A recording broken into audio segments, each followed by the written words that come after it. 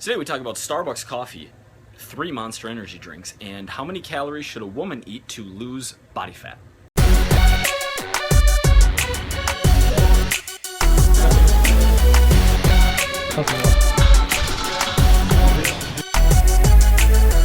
Hello everybody, welcome to Equals and Alternatives episode 78. I'm your host Mike Vacanti. Today we are reviewing a 20-ounce Starbucks cup of coffee. Now obviously if you saw the infographic, you saw that we are not comparing calories or macronutrients or energy basically, because both this and Monster sugar-free energy drinks have 0 calories.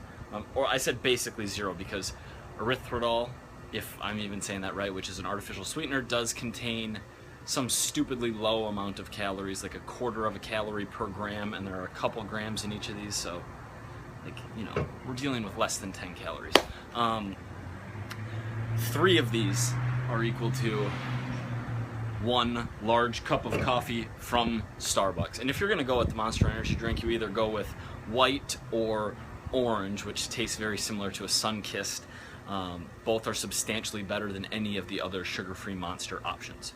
So why I think this is interesting is because most people don't pay attention to total caffeine intake. Like, you might guess how much you're drinking based on non-precise measurements, like, oh yeah, I had a cup or 2 of coffee, I had this and that, but people don't realize that, like, a can of soda, 12 ounces of diet or regular soda, has somewhere between 35 and 45 milligrams of caffeine, and a large cup of coffee from Starbucks has 10 times that amount. And this matters. Like, caffeine can be very helpful or hurtful depending on how much we are ingesting, and how much you can take depends on who you are, how used to it you are, how much you have been taking recently, which kind of means how used to it you are. Like, if I'm taking in 500 milligrams every single day, having a day where I have 700 milligrams of caffeine isn't gonna, like, kill me, obviously, or might not even affect me that much. But if someone isn't a coffee drinker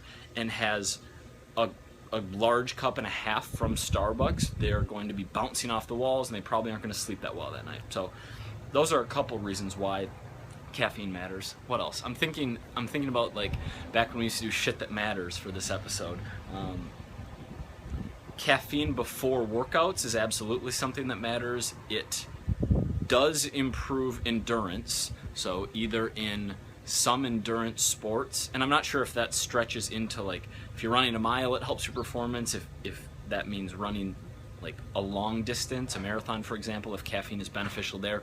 Not my area of expertise at all, I have no idea, but I know that endurance when it comes to strength training, so how much total volume you can put in X amount of time, primarily higher rep sets, lower rest periods, your performance is going to be better if you have caffeine before those workouts. That's why I've talked about when you prioritize, like how to prioritize training in life, stacking caffeine before a workout rather than some other activity is one way to prioritize, like, really, really optimize your fitness. What else? Are Monsters bad for you? They seem fake.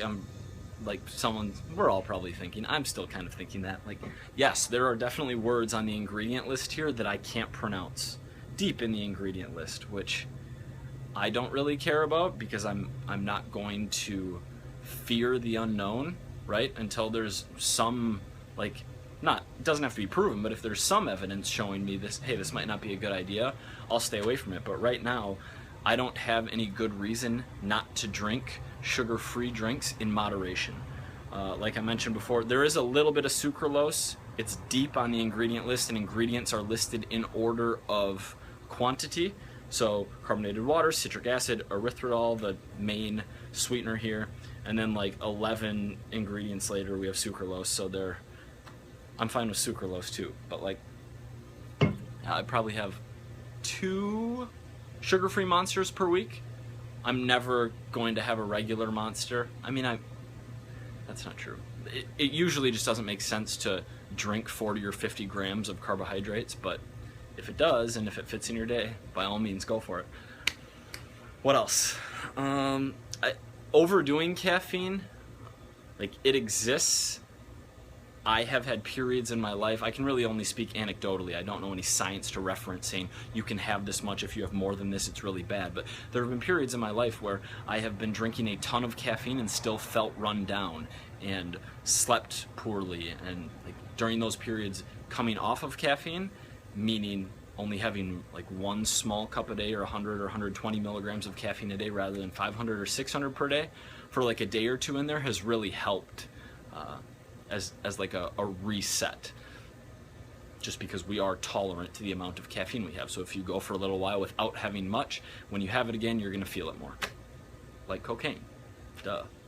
Just kidding, Mom. What else?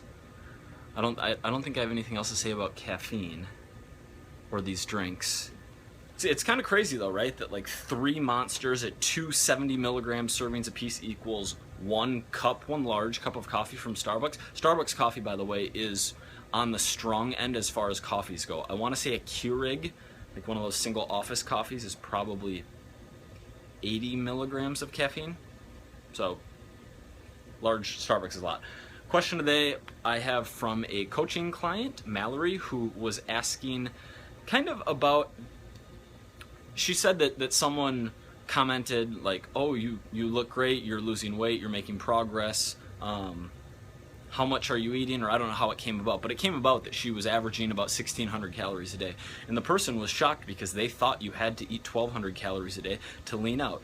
And many of you are probably familiar with my views on energy intake for different people. I wrote an article that we're going to link up, and I'm sorry if you're watching on mobile and you can't click these links like on the screen, which I just realized, but I'll throw the link in the description below as well if you want to check that out. But it's how many calories should a woman eat for fat loss? Sorry, dudes.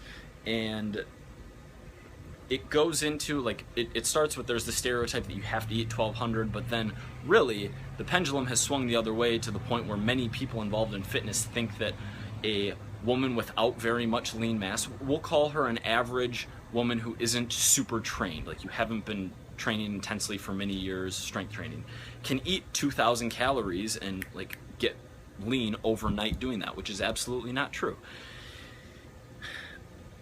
Mallory, what I'm going to say is you have a little bit more lean body mass, so your maintenance is a little bit higher, and right now you're able to lean out on 1,600 calories per day, which is awesome.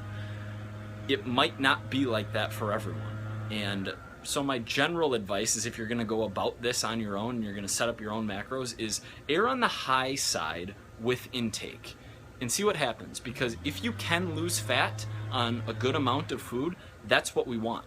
But for a lot of people, and a lot of women who aren't super trained especially, they're not going to be able to lean out on 1,600, 1,700 calories. You're going to have to take it a little bit lower. Maybe not 1,200, but play with that range. Start a little bit higher, track progress. If after 2 weeks, 2.5 weeks, the scale isn't moving at all, drop calories 150. Also go by fullness. If you are like absolutely stuffed and you can't get more food and you're still 200 calories short and you're not making progress, well, then you probably need to bring intake down a little bit, which you're fine with if you're stuffed on 200 calories less than you're eating.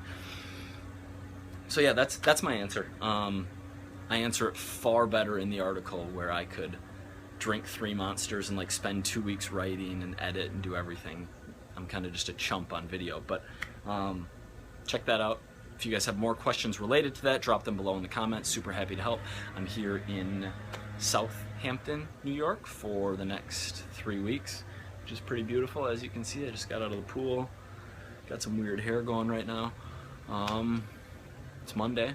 It's good to be back. It's a good relaxing weekend. I hope you guys are good too. All right, talk soon. Remember, your body's still counting macros, even if you're not.